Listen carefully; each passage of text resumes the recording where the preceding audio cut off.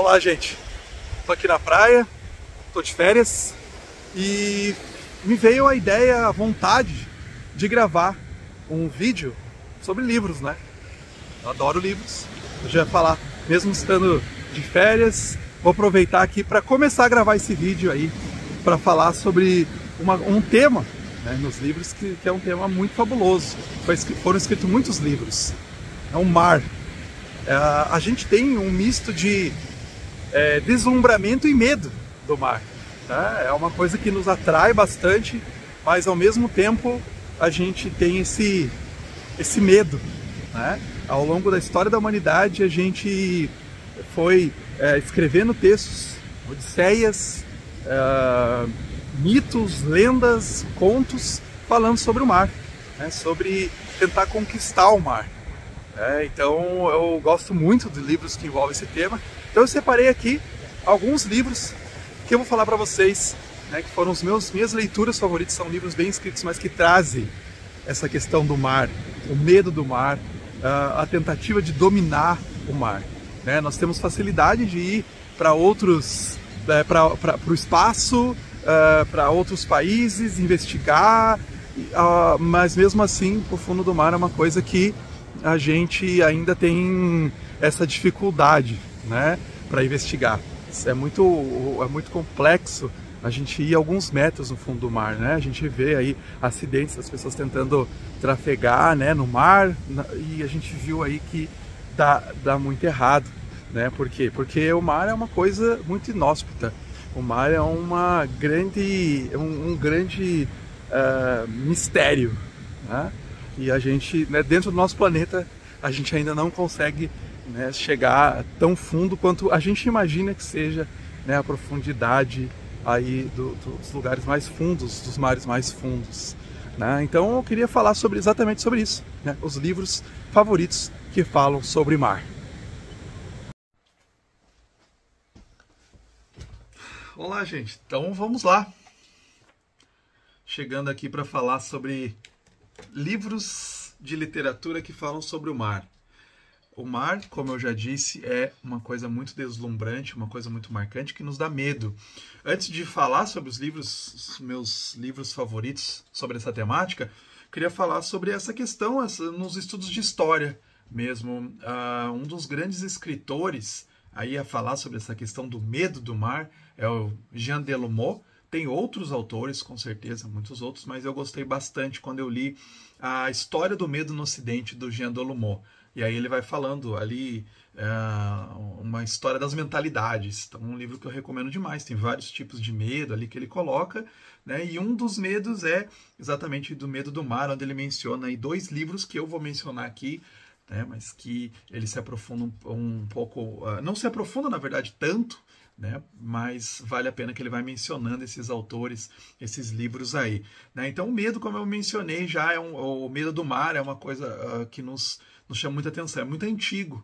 Né? O medo que a gente tem do mar, a relação que a gente tem com o mar, é uma relação assim, né, de ambiguidade ao longo dos séculos. E mesmo com muitas tecnologias, a gente ainda teme o mar. Né? A gente tem essa dúvida, esse deslumbramento, a gente quer conhecer mais, mas ao mesmo tempo a gente teme ele bastante. Então, ao longo pela literatura, a gente vê, né, desde textos muito antigos, né, não só de coisas mais modernas, né, mas desde a antiguidade a gente vê muita literatura falando sobre isso. A própria Bíblia menciona o mar, né, coloca o mar como uma questão ligada ao caos, né, ligado a coisas que fogem do controle do ser humano. Né? E mesmo que a gente foi vindo, né, foi tendo outros livros ao longo dos séculos aí, né, muitos livros, você pode selecionar aí vários livros que estão, né, a Odisseia,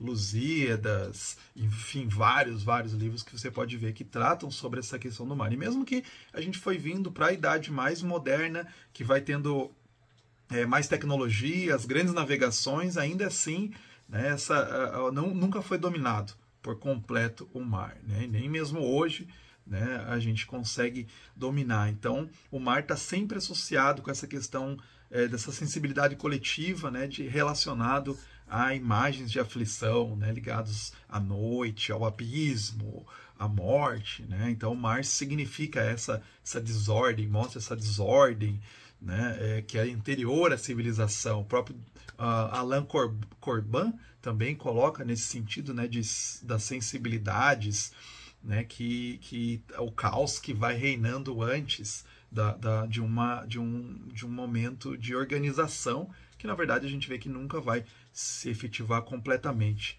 né? Então o Delumeau ele coloca, né, o mar é o lugar do medo, da morte, da demência, o abismo onde vive Satã, os demônios, os monstros, né? Então lá em Apocalipse também diz isso, né, que fala como o mar já não há mais, né? Quer dizer, tem uma organização e agora não tem mais caos, né? Então esse lugar de perigo ele acaba sempre aparecendo na literatura, né? Então eu vou falar aqui meus 5 livros aí que eu recomendo, que eu gosto muito sobre essa temática do mar. São livros que me marcaram muito, que estão tocando.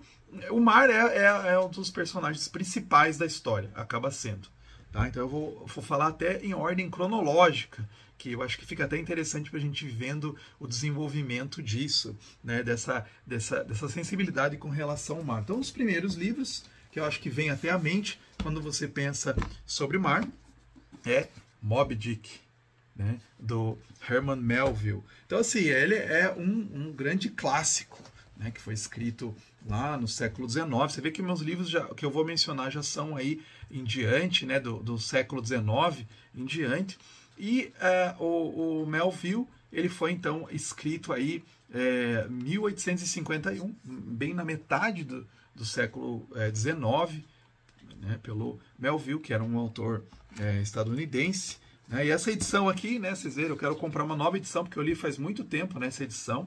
Tá até saindo aqui um resuminho, uma vida e obra, né, quem que foi Melville, que nasceu em Nova York, falando um pouquinho sobre a época dele, o contexto dele que ele escreveu, né, dessa edição, uma edição já antiga. Eu gostei de ter lido, né, da Nova Cultural, aquelas edições de banca. Eu lembro que ia na banca comprar, ia saindo acho que quinzenalmente ou mensalmente, não lembro bem a periodicidade, mas foi nessa edição. Eu quero ler agora, tem muitas edições boas por aí, né, tem muitas com vários níveis de tradução boas, então pesquise aí que vocês vão encontrar que realmente vale. É uma obra, sim, bastante forte, né, porque a ideia, não sei se vocês viram, por exemplo, o Avatar 2, né, e ele faz não sei se intencional, mas faz uma referência muito forte à maneira como eram caçadas as baleias no século XIX, né? Então, não se caçava as baleias para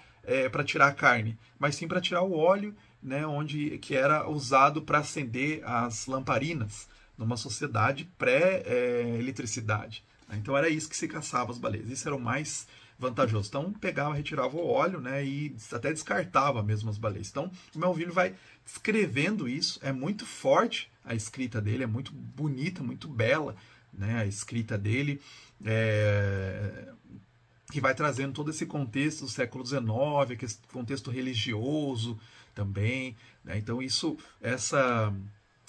começa narrando, né, pelo ponto de vista aí do personagem, o comandante, né, da embarcação, né, o capitão Acabe. Mas já, né, de começo ele já fala, né, deixa eu pegar aqui, já é um dos começos, considerado um dos começos mais bonitos da literatura, né, que começa assim: chamai-me Ismael.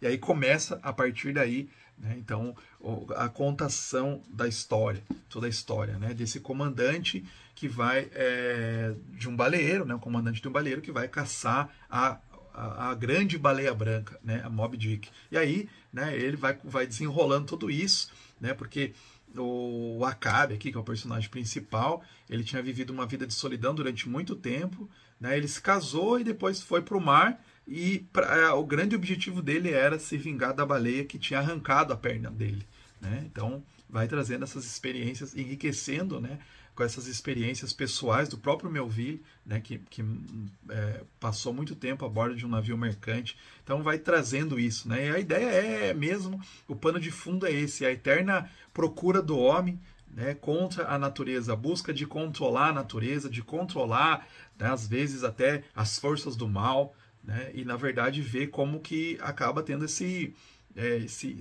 desilusão, né? A Terra nunca vai ser controlada, ela nunca vai ser um paraíso como se imaginava, né? Sempre vai ter essas forças da natureza, né? Então é um questionamento, né, do pensamento irracional do homem, né, da natureza e tal, desse choque, né, de ter tantos animais monstruosos dentro do mar que são incontroláveis, que por mais tecnologia, por mais força que a gente tenha, né, o ser humano não vai conseguir controlar, né? Então é bem impressionante a narrativa. Eu só estou falando aqui esse aspecto, né, da questão do mar, mas tem muitos detalhes ali, né? Então é um livro que realmente é um dos grandes clássicos, recomendo demais. E um segundo depois que vem aí, cronologicamente, é Os Trabalhadores do Mar. Já tô do Victor Hugo, né? Já tô para reler. Esse livro é de 1866, então um pouco depois, né, 15 anos depois do Moby Dick. É um livro que eu já quero reler, eu também tenho nessa mesma edição antiga aqui, né, da Abril Cultural e tal. E eu quero comprar novas edições, tem novas edições também muito belas, eu gosto muito do Victor Hugo. Esse ano, inclusive, eu quero finalizar a trilogia que ele chama, né, que começa aí com Os Trabalhadores do Mar, depois O Corcunda de Notre Dame e depois Os Miseráveis, né? Então é considerado aí a trilogia dele, né? Então fala, né, a religião, a sociedade e a natureza, são os três temas que são tratados, né, três lutas do homem, né? Então a religião, principalmente aí com o Notre Dame de Paris, depois Os Miseráveis, a questão da sociedade, e a natureza, né, exatamente Os Trabalhadores do Mar, né? Então também fala sobre essa luta, né, do homem, dessa luta eterna do homem com a natureza, especificamente contra o mar, né? Indomável também, né? Se você já leu Victor Hugo, ou se você nunca leu, leia, porque é um dos melhores escritores que existem, né? Com certeza é o grande escritor francês, né? O maior escritor francês. É impressionante a escrita dele, a forma como ele descreve as coisas, os sentimentos e, né, as coisas externas, como por exemplo, uma catedral, né, ou aqui os seres do mar. É impressionante. Inclusive, né, tem uma passagem aqui que eu sempre lembro isso, quando ele está descrevendo um ser marinho. É muito legal aqui, porque o personagem principal ali, o marinheiro, né, o Gilliatt, ele está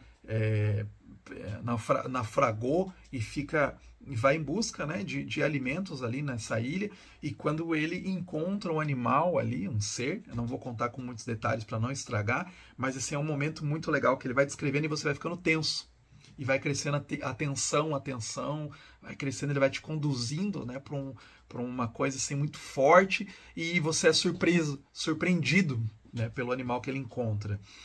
E é muito legal a descrição, ele passa páginas descrevendo esse animal. E assim, quando eu estava lendo, eu ainda estava na casa dos meus pais, ainda era solteiro, e meu pai entra, nesse momento que eu estava lendo, eu levei um susto, assim, quando ele entra. Porque estava tão tenso nessa parte, assim, que realmente estava, né, eu estava ali na ponta da cadeira lendo, né, e quando meu pai entra, eu levo esse susto de tão forte que é a descrição dele, né, do Victor Hugo. Então é realmente, né, muito legal, e você coloca essa coisa, né, traz essa sensação de você estar no mar, de você estar à deriva, de você encontrar às vezes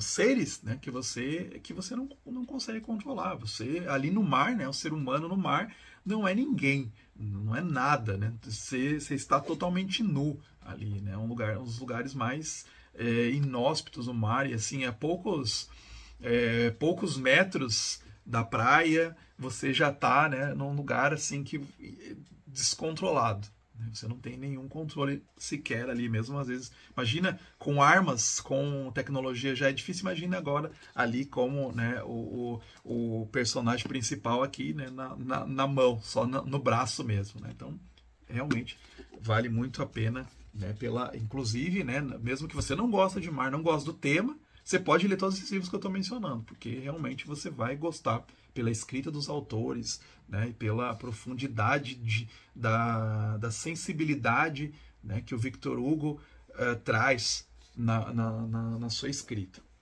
E depois, né, uma ficção científica, né, aí que foi escrito também aí por um outro francês, o Jules Verne, né, e esse aqui, 20 mil léguas submarinas. Esses dias que teve a notícia, né, do submarino que implodiu, né, recentemente aparece aí, né, da tentativa de encontrar os escombros do Titanic. E a primeira que vem à mente, o primeiro livro que vem à mente foi esse aqui, né, o 20 mil léguas submarina, que foi escrito em 1870.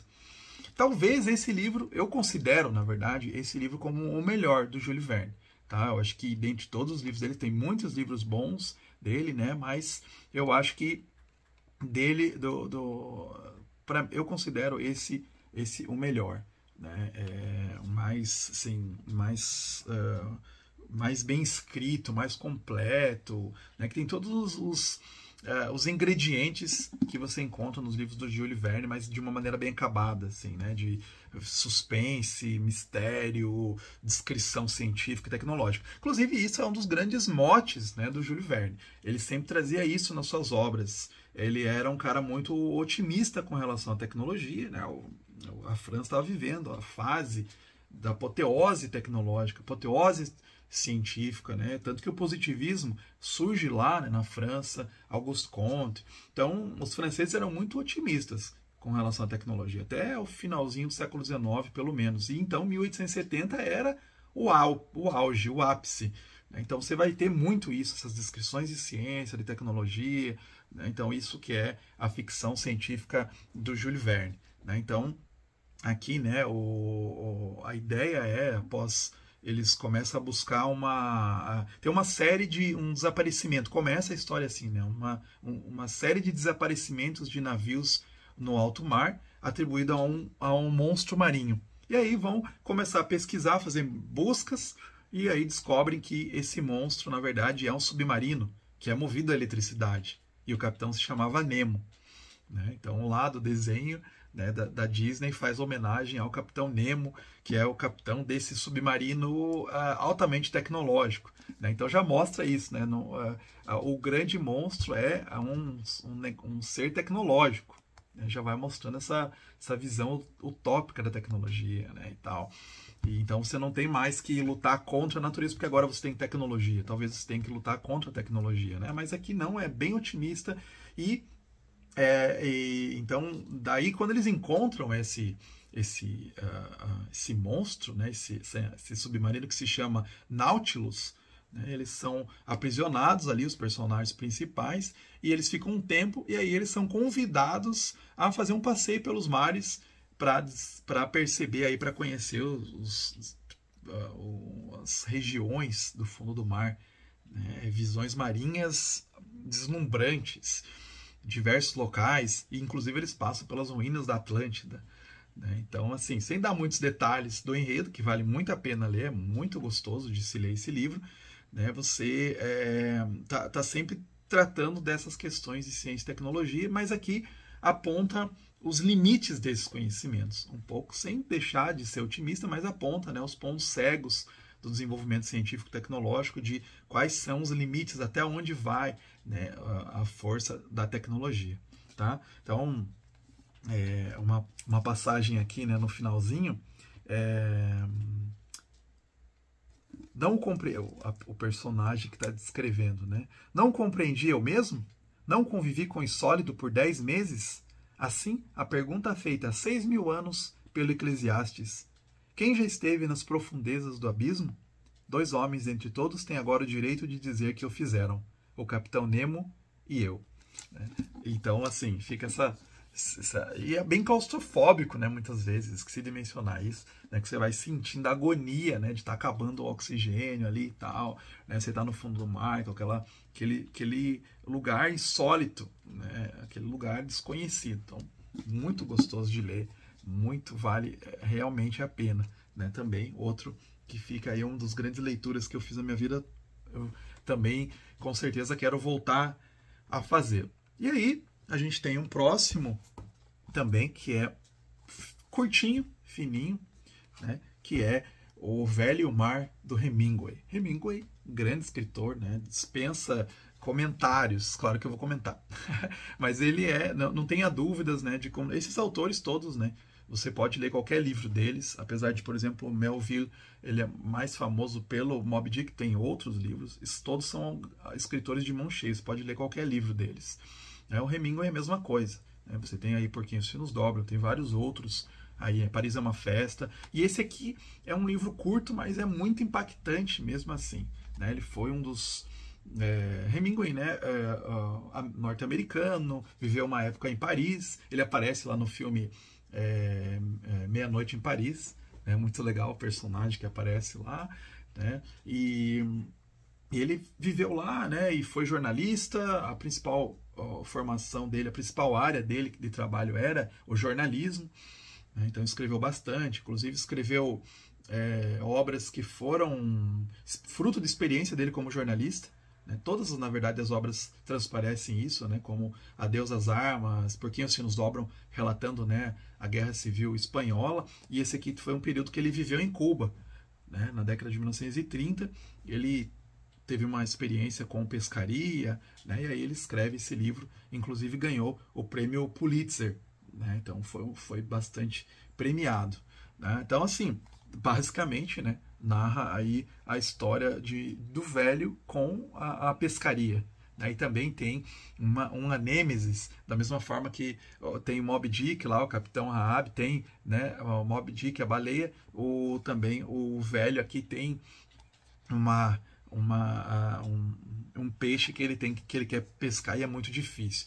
E é muito bonito, fala sobre a solidão, sobre essa questão de práticas, às vezes, que a gente deixou de fazer por causa da tecnologia, né? Várias práticas, né? Então ele vai lá e pesca solitariamente, né? Ele vai sozinho, né? Ele não usa grandes tecnologias, e ele tem um grande respeito, também mostra, né, o velho aqui mostra um grande respeito pela natureza, né? Quando ele vai matar o peixe, ele fala, né, o meu irmão gostaria de, por exemplo, ele fala aqui numa passagem, né, gostaria de poder alimentar o peixe, ele é como se fosse um irmão, mas tenho de matá-lo e ganhar forças para fazê-lo, né? Ele tem um período que ele está passando dificuldades ali, né? E ele tem esse respeito para matar o peixe, para se alimentar pelo peixe, né? Então é muito, muito bonito mesmo, né? E tem até, né, uma imagem que faz do próprio Hemingway, né? Ele pegando aqui um espadarte, né? Que é o peixe que aparece aqui, que é bem importante na história, né? E que tem a própria experiência dele, né, que ele teve com isso. Então é muito bonita a história, tem até um plot twist que é bem legal no final, assim, que fica mais claro. E aqui, essa aqui é uma meia recomendação aqui nos livros, né, que esse aqui é um quadrinho que foi inspirado. Eu gostei muito desse quadrinho, que foi inspirado no Velho Mar, que tem um plot twist diferente, tem, claro, né, uma adaptação, tem algumas diferenças, mas o plot twist, só para deixar aqui uns quadrinhos para ver, né, o desenho é muito bonito, assim, também, bem introspectivo, como a história, a própria história, né, é bastante introspectiva, e tem um final diferente do livro, né, o que dá, assim, parece que o quadrinista aqui, né, o Thierry Murat, ele é francês, ele quis dar uma interpretação do final da história. Então é legal, você lê o livro primeiro, né, e depois você lê esse quadrinho, né, para ver que é quem está contando. Aí você percebe que quem está contando a história é o próprio Hemingway. Bem legal, eu gostei bastante desse quadrinho. Como eu não gosto, eu tenho assim, né, eu tenho descoberto algumas adaptações de quadrinhos, não são todas que eu gosto, com certeza tem alguns que são excelentes, né? E aí você também vale a pena gravar um vídeo só sobre isso, sobre grandes adaptações de quadrinhos, né? Que eu não sou um grande conhecedor, mas alguns que eu li, assim, tem algumas coisas que eu gosto, né? Já tem outras coisas que eu achei ruim a adaptação, mas esse foi uma boa adaptação, né? Sabe? Não é aquela adaptação simplesmente peguei e adaptei ipsis literis, né? Mas colocou um toque ali, sem perder a ideia, né, original, o que o autor quis passar. Então isso foi muito legal. Então, Velho Mar recomendo. E aí, né, última recomendação é esse aqui. Né? Esse livro é um dos meus favoritos, né, do James Clavell, Shogun. Né? Ele foi escrito em 1975, então ele é o livro aí da lista, né? Ele é o livro mais recente. Né? Claro que ele não fala, o mar, ele não é a única coisa, né? Mas ele sempre está perpassando esse contexto marítimo. Tá? Então, ele começa, inclusive, no Japão feudal, alguns meses antes da Batalha de Sekigahara, que aconteceu em 1600 e que é exatamente aonde começa a narrativa do livro de Musashi. Então é interessante que isso aqui ele vai até o começo da Batalha de Sekigahara e o Musashi, né, o livro ele começa justamente nesse período. Então dá para ler como uma continuação. São bem diferentes a escrita, né? Não tem nada a ver um com o outro assim, na escrita, na pegada, né? Mas é legal que historicamente ele continua. Né? Então, assim, é um livro gigantesco, né? É o livro mais longo, é uma grande saga, assim, inclusive, né? O início aí de uma saga que depois o Clavell vai escrever. O Clavell é um escritor inglês, né? E ele escreve essa narrativa aí da ascensão de um clã lá, né? De um grupo daimyo, se não me engano é Toranaga, que vai subindo, né, o shogunato e tal, um shogunato que eles se tornam aí os grandes líderes, né? Então vai contando tudo isso, todas as questões políticas e tal desse período aí do século comecinho, né, do finalzinho do século XV, comecinho do século XVII, na verdade século XVI, XVII, né, finalzinho do século XVI, para contar todas essas questões políticas, esse contexto, do ponto de vista aí de um marinheiro inglês. Né? Por isso que fala do mar, porque começa já, né, a história, né, desse piloto inglês que estava servindo num navio de guerra holandês, o navio Erasmus, que ele chega, né, no Japão. Né? Então, e tem toda essa questão aí da chegada dos portugueses, holandeses, chegando no Japão para negociar, né, ter essas relações, e tem toda a complexidade de tentar entender, né, essa cultura oriental e, né, pelos olhos de um ocidental, e ver que já é meio que o início de uma globalização, né, porque as grandes navegações, né, você vê que é um inglês que está a bordo do navio holandês, mas que tem essa relação aí junto com das relações luso-católicas ali, né? Quer dizer, os ingleses querem romper essas relações dos portugueses, do catolicismo no Japão, né? E eles mesmos, os ingleses e os holandeses, estabelecerem aí suas próprias alianças comerciais e militares. Então começa, né, já com essa questão, vai ter bastante narrações de questões marítimas, né? Então já começa assim, ó, o prólogo. A ventania fustigava-o com violência, e ele sentia sua mordida bem fundo, sabendo que, se não acostassem dentro de 3 dias, morreriam todos. São mortes demais numa viagem só, pensou. Sou o piloto mor de uma armada morta. Restou um de 5 navios, e restam 28 de uma tripulação de 107 homens. Agora apenas 10 conseguem andar, e o resto está para morrer, e o capitão mor entre eles. Não há comida, quase não há água, e o que há é salobra e cheia de lodo. O seu nome era John Blackthorne. Então é assim que começa já esse livro. Então você vê que já é o comecinho, a descrição, né, desse navio, né, indo a pique, naufragando, né? E aí vai tendo muitas descrições ao longo do livro, apesar de que tem navios, batalha naval, samurais, ninjas, né? É um negócio assim completo, né? Então é muito legal. Se você gosta de cultura japonesa, você gosta de navegação, né? Esse livro aqui se você gosta de épicos, grandes épicos, né? Vale bem a pena, né? E essa relação do Oriente e do Ocidente, a mentalidade, a diferença da mentalidade do Oriente e do Ocidente, né? Se chocando lá, né? Claro que tem, né? Se você é um estudioso também dessa cultura, você vai ver que tem uma visão de um inglês também, tem o filtro de um inglês, né? Falando, traçando isso, né? Então a gente está tudo vendo, não só por um inglês escritor, né, mas do ponto de vista ali de um escritor, de um personagem inglês, né, da marinha inglesa, então com a mentalidade, carregando a sua mentalidade, né, para explicar como que funcionava essa sociedade. Então é bem legal isso, é bem rico o livro, né? Às vezes tem umas passagens, porque é um épico, né, às vezes as pessoas reclamam que tem umas passagens mais lentas, né, demoradas, explicando, né, os longos ali, a politicagem, explicando, tendo grandes descrições, mas eu considero, né, é um dos meus livros favoritos. Então, para essa questão do mar, né, essa questão do medo do mar, do mar como desconhecido, no início das grandes navegações, né, já na verdade no andamento das grandes navegações, é muito legal. Então fica essa recomendação, esses 5 livros, são 5 livros que eu gostei muito, são 5 livros que eu com certeza vou reler na minha vida, né, vou comprar outras edições até. Na verdade, nem todos têm novas edições, acho que aqui, né, o Velho Mar, por exemplo, da Bertrand, e você tem outras edições, tá uma boa edição.